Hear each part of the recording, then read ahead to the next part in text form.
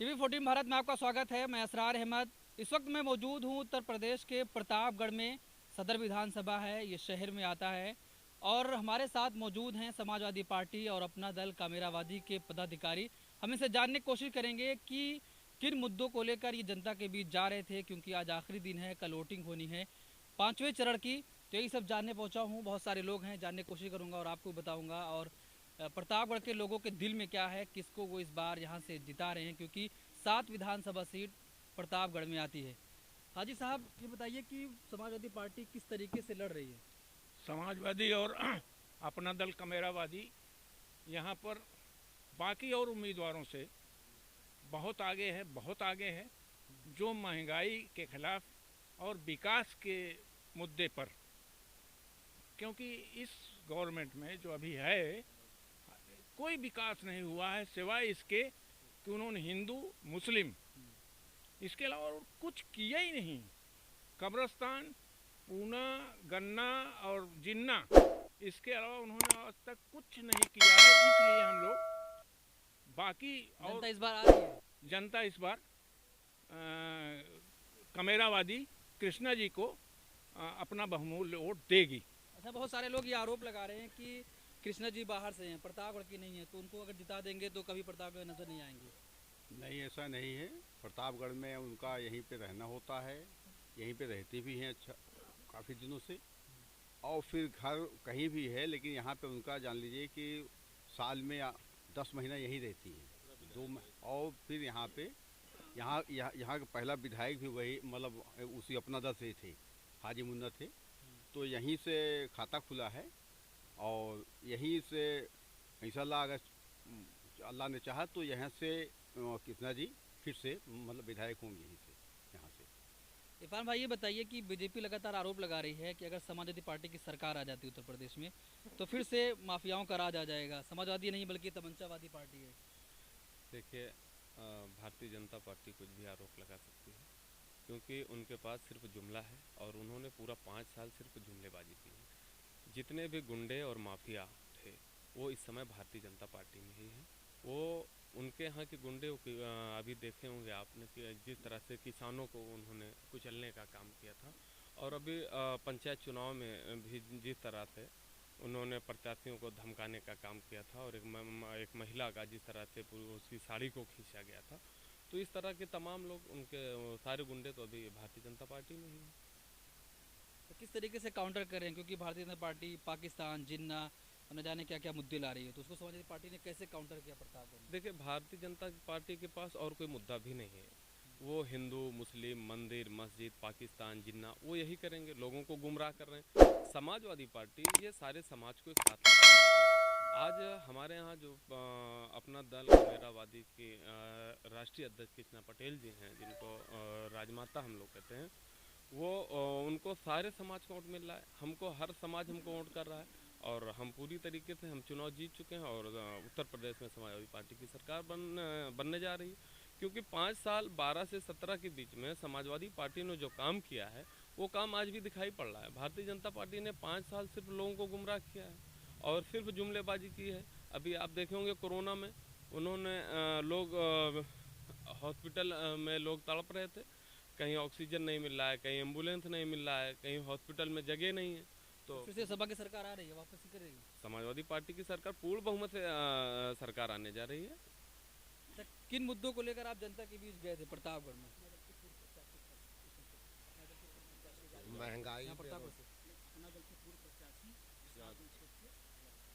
अपना दल के पूर्व प्रत्याशी विश्वनाथगंज विधानसभा से हम इसे जानने की कोशिश करेंगे। ये बताइए कि किन मुद्दों को लेकर आप प्रतापगढ़ में गए। महंगाई, बेरोजगारी।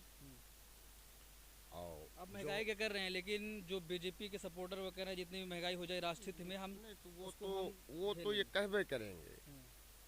और जो देश की बड़ी बड़ी कंपनियों को निजीकरण किया जा रहा है, जिससे कि देशवासियों का आरक्षण उनसे छीना जा रहा है, उनका हक अधिकार छीना जा रहा है, संविधान में तोड़फोड़ की जा रही है, तो हम इन मुद्दों को लेकर जनता के बीच में जा रहे हैं। और जनता से इसी उम्मीद, इसी आशय पे जनता जाग चुकी है, और सर्व समाज का कृष्णा पटेल माता जी को सारी समाज के लोग एकजुट होकर वोट कर रहे हैं। अच्छा ये बताइए कि प्रतापगढ़ में फर्जी इनकाउंटर हुआ, आरोप लगता है पुलिस पर कि फर्जी इनकाउंटर होता है, बहुत सारे लोगों को उठा लिया जाता है, कोई केस नहीं रहता उनके ऊपर। तो क्या समाजवादी पार्टी अगर यहाँ से जीतती है तो उस पर कुछ अंकुश लगेगा? निश्चित रूप से लगेगा। अखिलेश यादव की पिछले 5 साल की जो 12 से लेकर के 17 तक की सरकार रही है, आप उसमें मानव अधिकार हनन के के मुद्दे जो आरोप लगते रहे हैं सरकारों पर, डेटा आप निकाल करके देखेंगे तो वो इस सरकारों, ये सरकार उसके पहले की मायावती की सरकारों के मुकाबले में बहुत कम रहे। और ख़ास तौर से आज आप जब समाज में देखेंगे, हमारे माशरे में मुसलमानों को टारगेट करके किलिंग की गई है, उनके इनकाउंटर उनके घरों से निकाल करके उनको गोली मारी गई है, यहाँ तक कि उनकी बाडियाँ मिली है। लेकिन फिर भी अखिलेश यादव पूरे चुनाव में मुसलमान की बात नहीं करे। देखिए, मुसलमान की बात अखिलेश यादव ने नहीं किया, ये बात बिल्कुल सही है, और वो आज उसका फायदा उनको मिल रहा है। क्योंकि अगर वो मुसलमानों की बात करते तो निश्चित रूप से भारतीय जनता पार्टी की पिच पर खेलते। अखिलेश यादव ने अपनी एक पिच बनाई है, वो है 85-15 की, फॉरवर्ड बनाम बैकवर्ड की। उस बैकवर्ड और फॉरवर्ड की पिच पर अखिलेश यादव भारतीय जनता पार्टी को ला करके खेलने पे मजबूर किए, उसका आज उनको फायदा मिल रहा है। आप प्रतापगढ़ के सदर विधानसभा सीट पे देखेंगे कि यहाँ पर कम से कम राजमाता 50,000 वोटों से जीतने के जा रही है, और वो सिर्फ अखिलेश यादव की रणनीति की वजह से। अगर अखिलेश यादव भारतीय जनता पार्टी के पिच पर खेलते तो मैं भी चुनाव नहीं जीत सकता, जैसा कि 2017 में हुआ।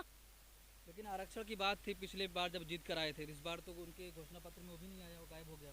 तो मुसलमान अपने आप को ठगा महसूस कर रहा है। देखिए, मुसलमानों के विकास का काम अखिलेश यादव ने कहा था कि हम मुसलमानों को विकास की प्रक्रिया में आरक्षण देंगे। अब आप नगर विकास मंत्रालय के तहत मुस्लिम बाहुल सीटों में 25% बजट उन्होंने आजम खान साहब ने निश्चित किए। आज आप ये सड़क देखेंगे, ये खंबे देखेंगे, ये केबल देखेंगे, तो ये आजम खान साहब के उसी बजट के तहत आया था, और फिर 5 साल के बाद एक ईंट नहीं बनी।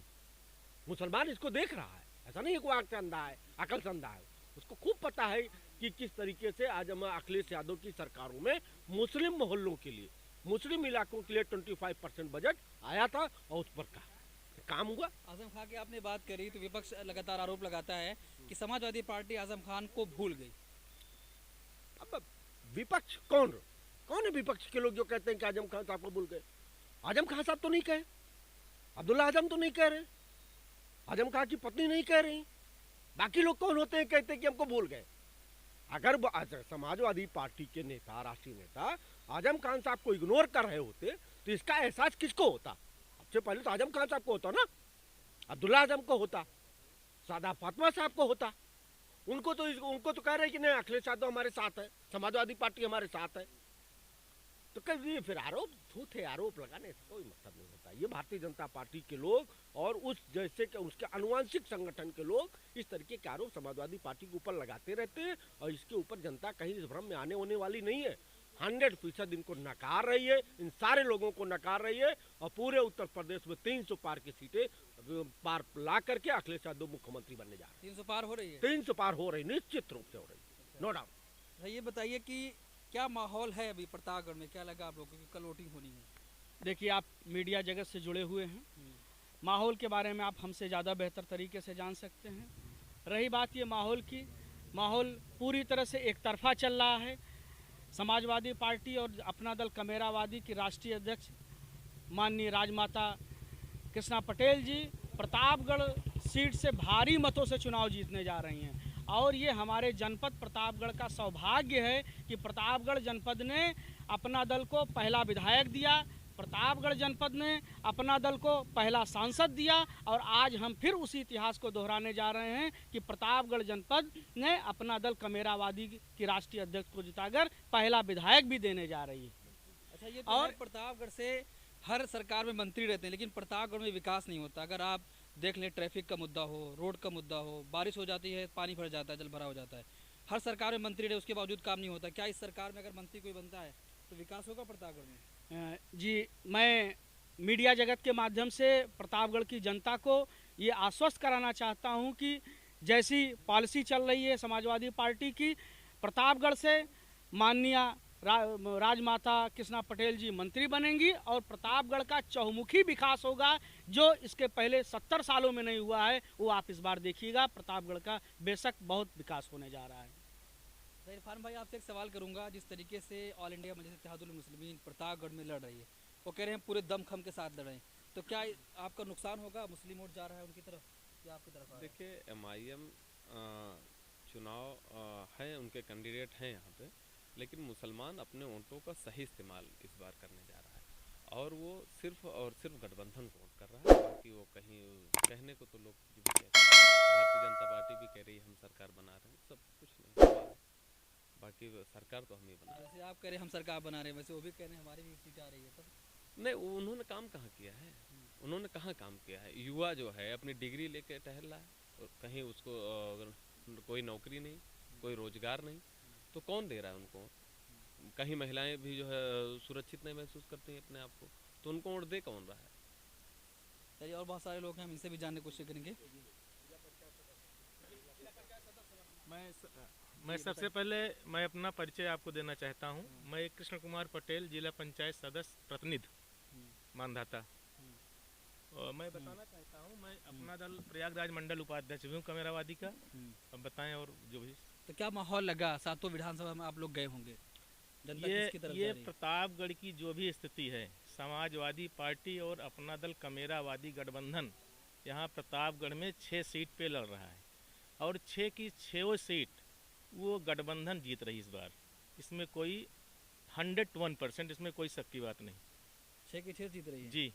लेकिन राजा भैया ने कह दिया, जैसे अखिलेश जी ने कहा था कि कुंडी लगा दें, उन्होंने कहा कोई देखिए माई का लाल पैदा नहीं हुआ। देखिए वो अलग, उनका अपना अलग बयान होगा, लेकिन जो माननीय अखिलेश जी ने कहा है, जो हम लोगों ने अपने ओपिनियन पोल या जो अपन लोग सर्वे किए हैं, हर विधानसभा में जाके हम लोग प्रचार कर रहे हैं, जो हमारे गठबंधन के 6 के 6 सीट निकल रही है। अखिलेश जी मुख्यमंत्री बनेंगे और गठबंधन की सरकार 2022 में बनने जा रही है। एक कौन सी सीट नहीं निकल रही है? आप साथ नहीं, है? नहीं साथ नहीं, दरअसल रामपुर खास में हमारा कैंडिडेट नहीं है। अच्छा, चलिए, बहुत शुक्रिया। तो ये थे समाजवादी पार्टी और कामेरावादी अपना दल के तमाम पदाधिकारी, जिन्होंने बातचीत करी और बताया कि प्रतापगढ़ में समाजवादी पार्टी का माहौल क्या है और जनता इस बार किसकी ओर देख रही है।